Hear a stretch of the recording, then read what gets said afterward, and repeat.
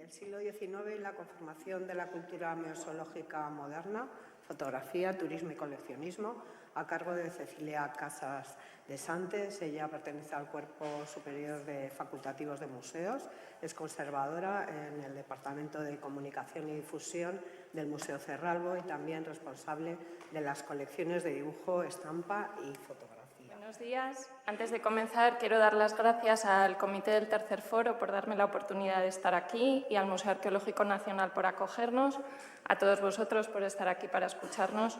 Tengo poco tiempo, voy a leer mi presentación en deferencia a mi compañera que viene detrás y también quiero disculparme porque mis presentaciones suelen ser bastante feas. Diversos autores han apuntado que en el siglo XIX es el momento de conformación de los museos tal y como los entendemos en la actualidad, a iniciativa de gobiernos, monarquías, universidades y particulares. Se diseñan nuevos edificios para albergar colecciones y los museos abren generalizadamente sus puertas a los ciudadanos. Desde mediados de siglo tiene lugar el fenómeno de las grandes exposiciones con vocación de progreso y modernización, desde las exposiciones universales a muestras de rango nacional o internacional. Desde el punto de vista sociológico, los ciudadanos se convierten en público y paulatinamente aprenden a consumir y valorar contenidos culturales. Un buen ejemplo de esta tendencia decimonónica es la Dulwich Gallery, con el considerado primer edificio diseñado como museo y su arquitecto Soane, a su vez coleccionista y fundador de un museo privado. A la izquierda vemos la Dulwich Gallery desde el exterior, así como el interior de sus galerías. A la derecha, el interior de la casa museo del arquitecto Soane, el Sir John Soane's Museum, fundado y abierto también a principios del siglo XIX y, desde mi punto de vista, un referente para Enrique de Aguilera, XVII marqués de Cerralbo. Pero, ¿cómo se transmitían estas ideas museológicas en el siglo XIX? ¿Y cómo llegaban a coleccionistas como Cerralbo, potenciales fundadores a su vez de nuevos museos?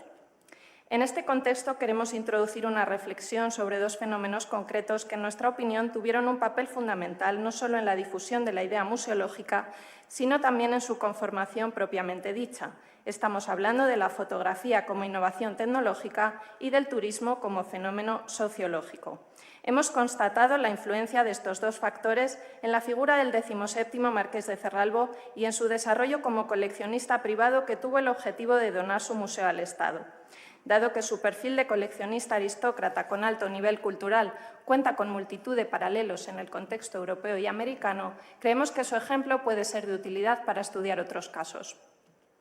Cerralbo y su familia sentían gran pasión por los viajes y, debido a su estatus social, pudieron permitirse viajar desde la década de 1870. Visitaron países como Italia, Francia, Suiza o Alemania, pero también varios países nórdicos y Turquía. Sus viajes tuvieron un carácter marcadamente cultural y formativo y en ellos observamos cómo el turismo de finales del siglo XIX está tomando una personalidad diferenciada respecto al fenómeno anterior del Grand Tour. Este, heredado del siglo anterior, era un rito de paso aristocrático de formación intelectual y acumulación de experiencias vitales, pero era realizado en coches de caballos.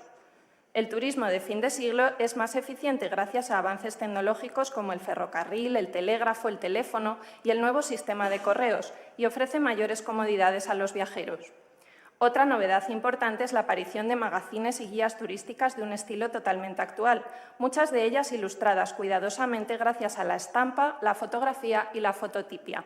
Un buen ejemplo fueron las editadas por Logan en España.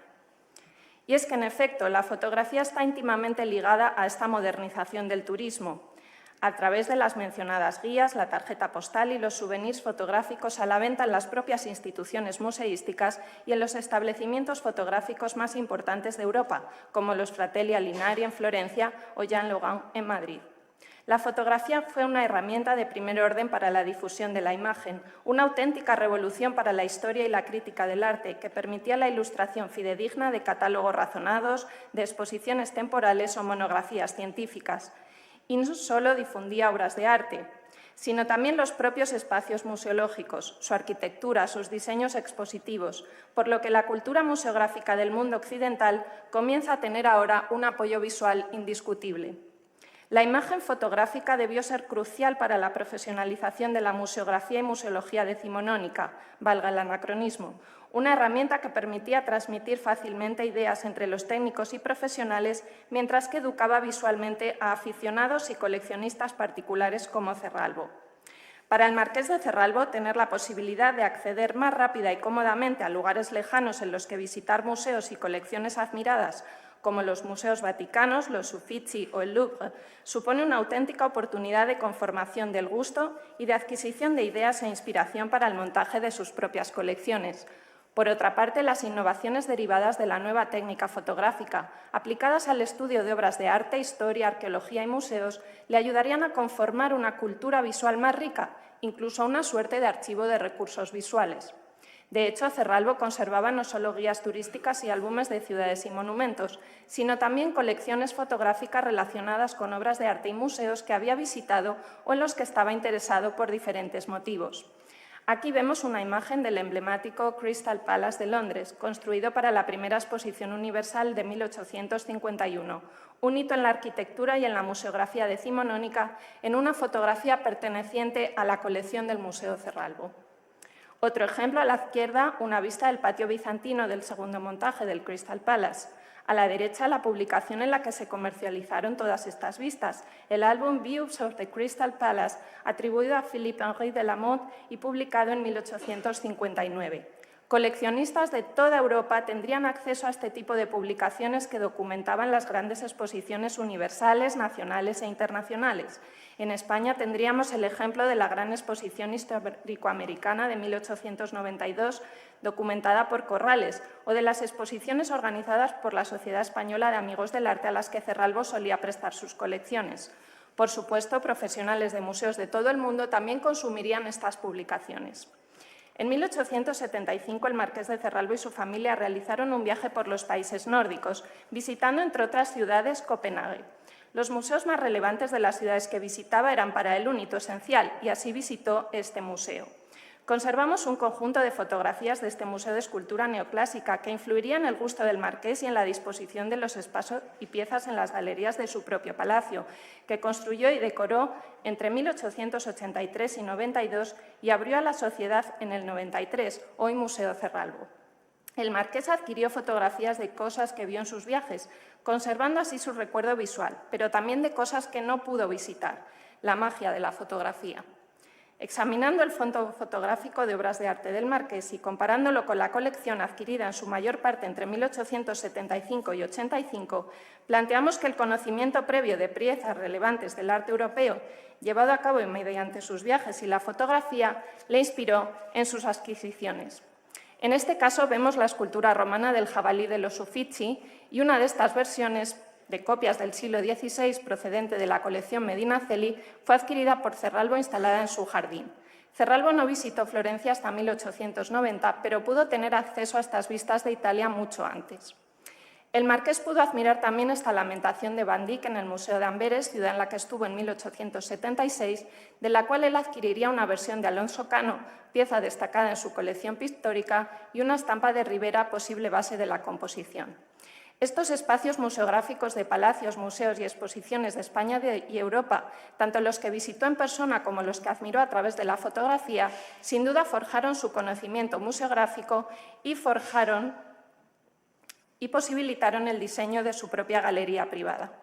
Como hemos analizado en el pasado, Cerralbo era conocedor del mobiliario expositivo utilizado en instituciones y eventos europeos, y así lo trasladó a su propia galería, como vemos en estas imágenes. Cerralbo visitó París en multitud de ocasiones desde 1875. También las evocaciones historicistas propias de los museos, palacios y galerías privadas de Europa calaron en el espíritu museológico de Cerralbo, como vemos en su armería, que evoca otras como la del Palacio Real de Turín, que visitó 2 veces en 1874. Las técnicas expositivas que observó en otros museos también le servirían de inspiración, como en este caso del Museo de Nápoles, que visitó en 1874. En base a todo lo expuesto, consideramos que Cerralbo fue capaz, gracias al nuevo turismo y a la fotografía, de adquirir una cierta cultura museológica. Con el ejemplo de Cerralbo podemos ver la influencia de ambos fenómenos en la formación de la figura del coleccionista privado. Las colecciones del siglo XIX son diferentes. Los coleccionistas tienen acceso a un nuevo contexto museológico. Gracias a ello realizan instalaciones más modernas, museográficamente contemporáneas. Son conscientes de la posibilidad de que su galería privada se convierta en museo y toman más a menudo la decisión de realizar donaciones a las administraciones o universidades. Toman conciencia, en fin, de que su legado ya no es solo familiar, sino social y público. También innovaron e introdujeron ideas y soluciones, como en el caso de Cerralbo con la luz eléctrica. Esto explica la eclosión de museos y colecciones privados en Europa y América durante el siglo XIX y principios del XX, muchos de los cuales permanecen abiertos hoy en día. De esta forma, esta difusión de conceptos museológicos tuvo a su vez una consecuencia positiva, la generación de novedades, con lo que la comunidad museológica internacional y la disciplina profesional se beneficiaron de los dos fenómenos, turismo y fotografía, y de unos coleccionistas más informados y concienciados. Muchas gracias por su atención.